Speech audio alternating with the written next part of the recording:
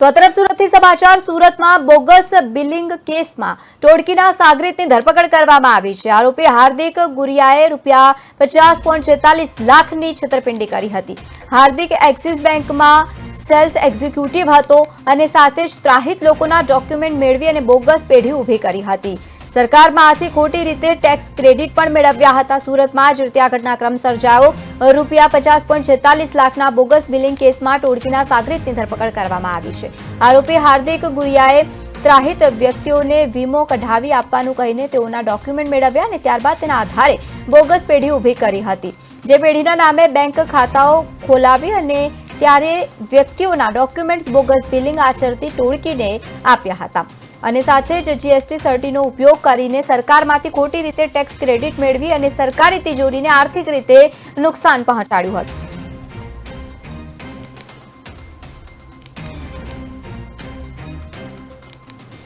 સુરત શહેર ખાતે ઇકોનોમિક જે સેલ છે તેની અંદર એક જીએસટી ટેક્સ ક્રેડિટની ચોરી અંગેની ફરિયાદ દાખલ થયેલી, જે ફરિયાદની અંદર ફરિયાદીના જે જીએસટી એકાઉન્ટની અંદર ટેક્સ ક્રેડિટ જમા થયેલી હતી લગભગ 50 લાખ આસપાસ, તેની ચોરી કરી અને નુકસાન કરેલું એ બાબતની ફરિયાદ મળેલી, જે તપાસ અમો કરતા હોય જેમાં મહેરબાન પોલીસ કમિશનર શ્રી અનુપમ ગેહલોત સાહેબ દ્વારા સતત માર્ગદર્શન હેઠળ સદર ગુનો ડિટેક્ટ કરેલ છે અને ભાવનગરની અંદર રહેતો એક ઈસમ એમને એરેસ્ટ કરવામાં આવેલ છે, જે એક્સિસ બેંકના sales executive business development executive Hardik Ramesh Guriya એમનું નામ છે। તેમનો રોલ આની અંદર જોઈએ તો પરિલ ટેક્સ અને લીલા ટ્રેડિંગ આ બે